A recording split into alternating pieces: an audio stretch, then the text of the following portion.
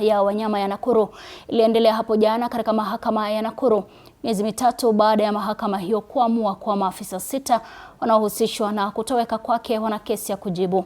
Mshtakiwa wa pili Alexander Lorogoi alifika kizimbani kujitetea, huku akikana kumjua Brian Odhiambo licha ya maelezo ya mtu aliyemkamata kuoana na yale ya mashahidi wa awali. Mike Chalo anatuarifu zaidi.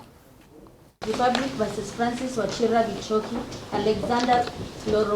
Alexander Lorogoi, mshtakiwa wa pili kwenye kesi ya kutoweka kwa mvuvi Brian Odhiambo, alianza kwa kueleza historia yake kwenye huduma ya wanyamapori KWS, ikibainika kuwa Lorogoi alikuwa na mwezi mmoja tangu kuajiriwa wakati wa kutoweka kwa Brian Odhiambo.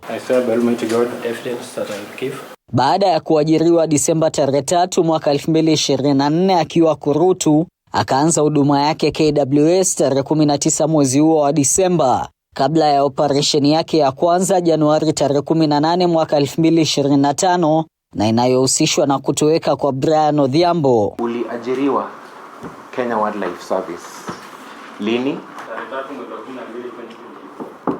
Lorogoi akikiri kumkamata mtu aliyekuwa na maumbile na nguo kama za Brian Odhiambo kutokana na maelezo ya mashahidi wa awali, akiwa na maafisa wengine 4 eneo la sewage, japo akikana kumjua Brian Odhiambo. Vilevile akishindwa kujibu ni vipi simu yake na Brian Odhiambo zilinakiliwa kuwa sehemu moja siku hiyo, kulingana na uchunguzi wa awali wa afisa wa mawasiliano. Lorogoi akijitetea kuwa kupeana nambari yake ya simu kwa uchunguzi. Na huyu mtu ambaye mlimshika ako wapi?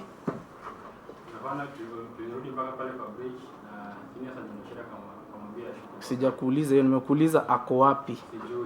Unaweza eleza kwa nini simu yako ilikuwa captured kwa hiyo report ambayo ilitolewa na huyo ofisa? Aidha, Lorogoi akikiri kuenda kinyume na itifaki za kazi kwa kumkamata mtu aliyedhaniwa kuwa ndiye Brian Odhiambo bila ya kumuuliza jina wala maelezo yake, kwa wakati huu akijitenga na ushahidi wa wenzake. Huyu ambaye mlimkamata ile siku, mlimuelezea makosa yake? Hukumueleza makosa yake. Ulijua hata uliyemkamata ni nani? Ulimuuliza jina lake?